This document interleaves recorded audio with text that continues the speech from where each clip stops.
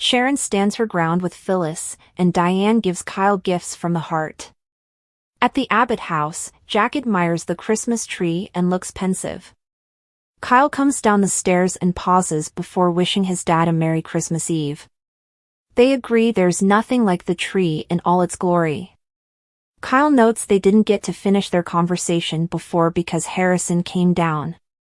Jack tells him how much he loves having the boy there. Kyle says he's asleep now.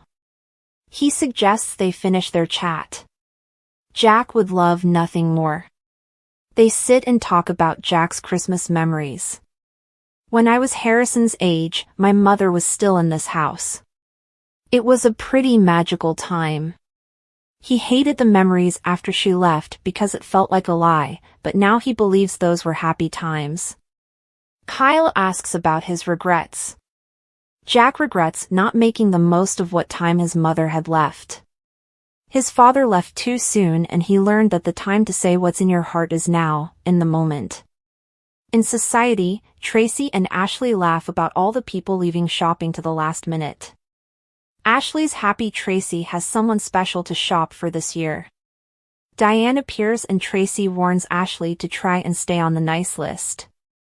They make polite conversation. Diane knows they're probably still angry with her, but she'd like to move past it and start fresh.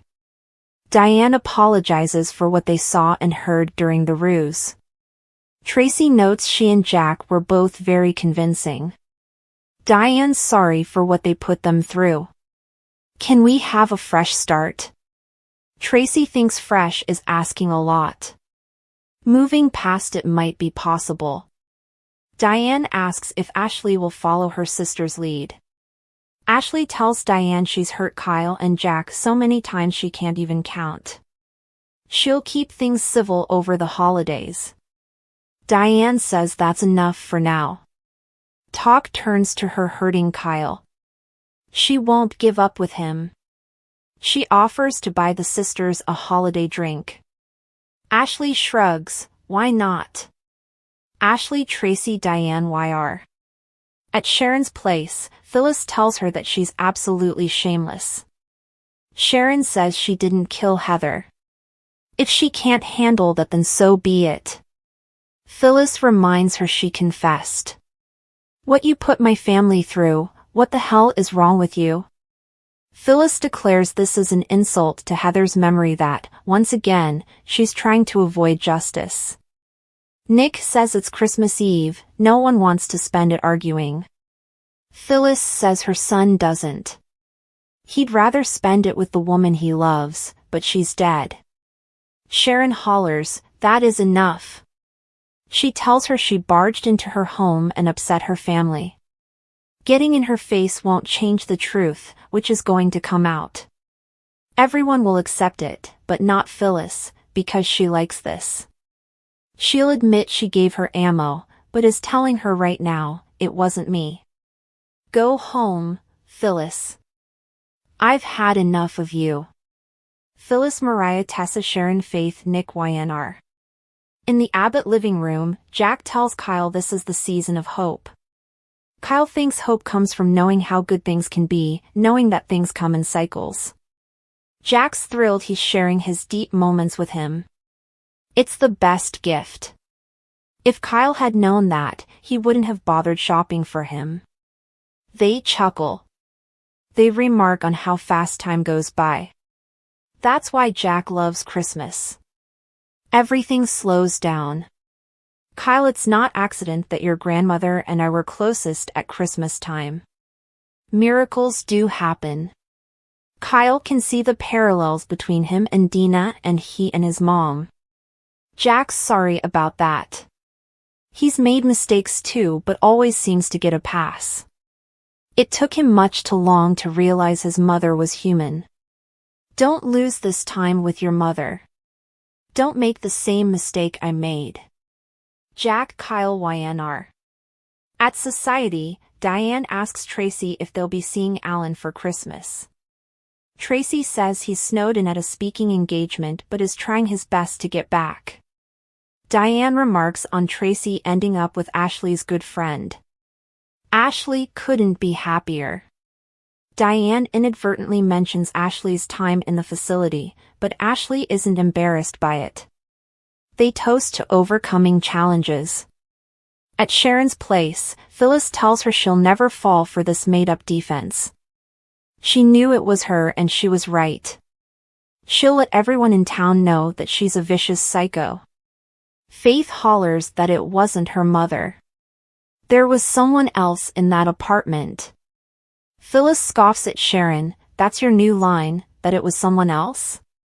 Really? Did you see their face? Did you get their name? Of course, you didn't because they don't exist.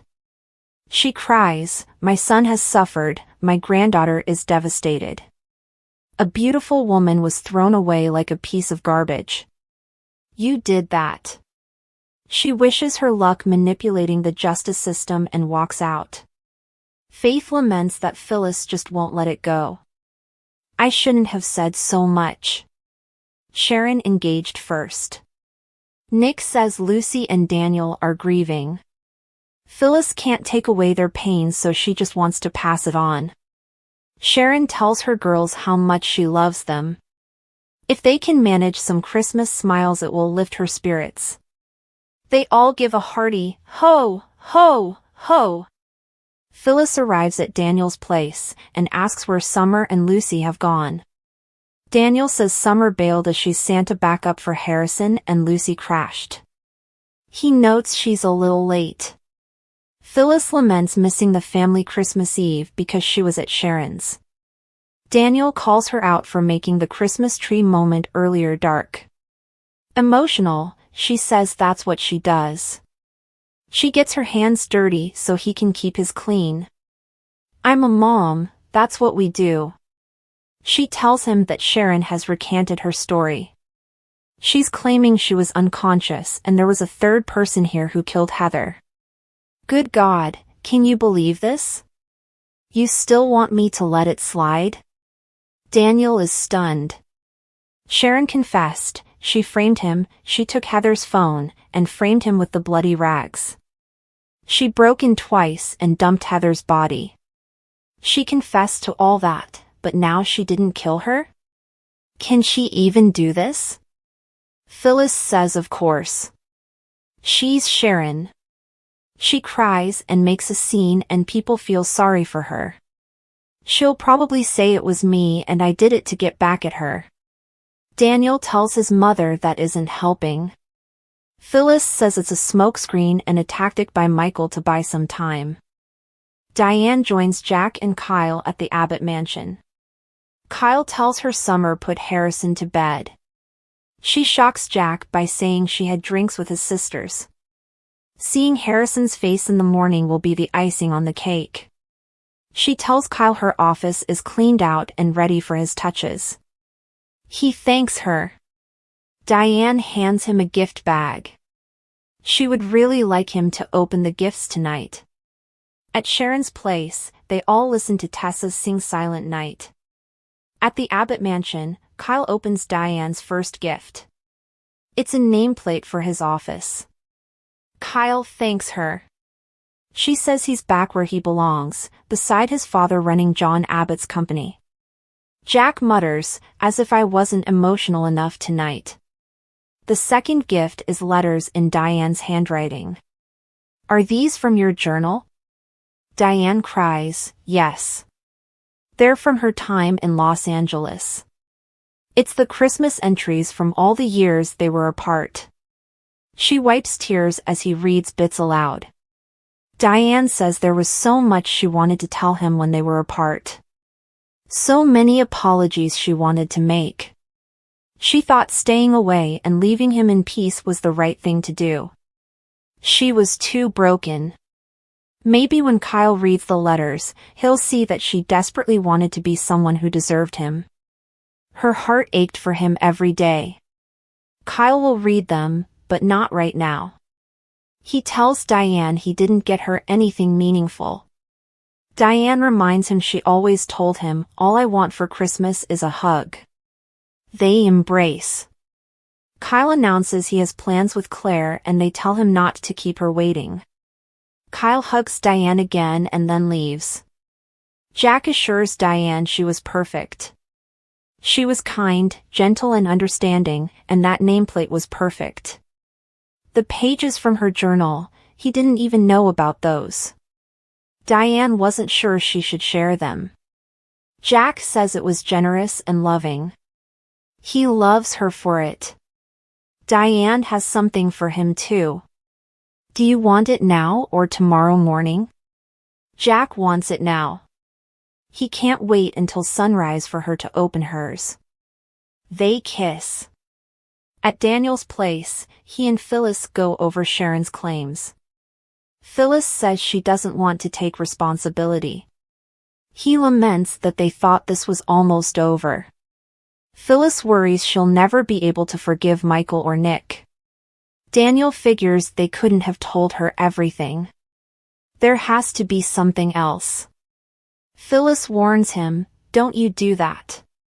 Phyllis exclaims, "If he starts buying this other manufactured story. Sharon's a murderer. What else could there be? One way or another, Sharon will pay." At Sharon's place, they all sing Deck the Halls. She thanks her loved ones for the magic time. Nick assures them there will be a lot more moments. Every day will get easier and better. They toast to that. Faith notices it's snowing and the girls rush outside. Sharon tells Nick, "Merry Christmas, Nicholas." He says, "Merry Christmas, Sharon." They embrace. Faith, Sharon, Mariah, YNR. At the Abbott mansion, Jack opens his gift from Diane. It's a watch with an inscription, "My every heartbeat is yours." He thanks her with a kiss and she puts it on his wrist. He loves it. Handing Diane her gift, Jack wishes her a Merry Christmas. She opens a stunning diamond and emerald necklace. Is this? Jack says the stones are from the teardrop of love, which his father gave his mother years ago. She recalls that he tracked it down. Jack puts it on Diane and says when his mother died, he thought the love it would bring him would be from and for his family. He had no idea if it would be romantic love. Diane says he was supposed to share the stones with his family. Jack tells her she is his family and his love. They wish each other a Merry Christmas and kiss. Sharon stands her ground with Phyllis.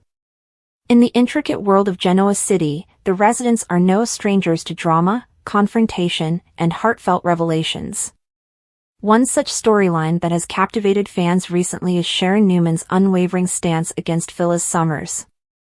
Their long-standing animosity has been fueled by years of betrayals, misunderstandings, and personal grievances. Sharon's refusal to back down in the face of Phyllis's relentless schemes has been nothing short of inspiring for viewers who have followed her journey of growth and resilience. Phyllis, true to her fiery personality, has been stirring the pot once again. This time, her actions seem to be targeting Sharon's growing business empire and her rekindled relationship with Nick Newman. Determined not to let Phyllis disrupt her life, Sharon has made it clear that she's not the same woman who used to buckle under pressure. She's now a formidable force, balancing her personal and professional life with poise. In a tense confrontation at Crimson Lights, Sharon's coffee shop, the two women exchanged sharp words. Phyllis, never one to mince words, accused Sharon of manipulating Nick to her advantage. Sharon, however, stood her ground, reminding Phyllis that her relationships are built on trust and mutual respect, something Phyllis has struggled to maintain in her own life. This heated exchange underscored the deep-seated rivalry between the two, but it also highlighted Sharon's newfound strength and determination to protect what's hers. Fans of The Young and the Restless have praised the writers for giving Sharon a storyline that showcases her empowerment. Her ability to confront Phyllis without resorting to underhanded tactics speaks volumes about her character's evolution. As the storyline unfolds, viewers are eager to see how Sharon continues to navigate these challenges and whether Phyllis's schemes will ultimately backfire. Diane gives Kyle gifts from the heart. Meanwhile, in another corner of Genoa City, Diane Jenkins is making a heartfelt effort to reconnect with her son, Kyle Abbott. Their relationship has been tumultuous, marked by years of estrangement and mistrust. However, Diane's recent gestures have shown her genuine desire to mend fences and be a part of Kyle's life. Diane's journey back into Genoa City's fold was met with skepticism and outright hostility from many residents, including Kyle. Her past misdeeds cast a long shadow, making it difficult for her to convince others of her sincerity. But Diane has remained steadfast in her mission to rebuild her life and her relationships, especially with her son. In a poignant scene at the Abbott mansion, Diane presented Kyle with a series of gifts that were deeply personal and symbolic. Each item was carefully chosen to represent a significant moment or shared memory from their past. Among the gifts was a photo album filled with pictures from Kyle's childhood, a handwritten letter expressing her regrets and hopes, and a locket containing a picture of the two of them. These gestures moved Kyle, who has been grappling with his conflicted feelings toward his mother. While Kyle appreciated the thought and effort behind the gifts, he couldn't help but voice his concerns about trusting Diane fully. Their conversation was emotional, filled with tears, apologies, and tentative steps toward reconciliation. Diane acknowledged her mistakes and assured Kyle that she's committed to proving herself through actions, not just words. This storyline has struck a chord with viewers who have experienced strained familial relationships. Diane's attempts to make amends reflect a universal desire for redemption and the hope that broken bonds can be repaired with time, effort, and love. The scenes between Diane and Kyle have been praised for their authenticity and emotional depth, showcasing the talents of the actors and the writers. Interwoven storylines and future developments. The tension between Sharon and Phyllis, coupled with Diane's journey toward redemption, highlights the interconnected nature of the young and the restless storylines. These characters, though on separate paths, contribute to the rich tapestry of Genoa City's drama-filled landscape. Sharon's resilience and Diane's efforts to rebuild her life serve as powerful narratives of strength and forgiveness. As the show continues to delve into these stories, fans can look forward to more twists, confrontations, and heartfelt moments that define the young and the restless.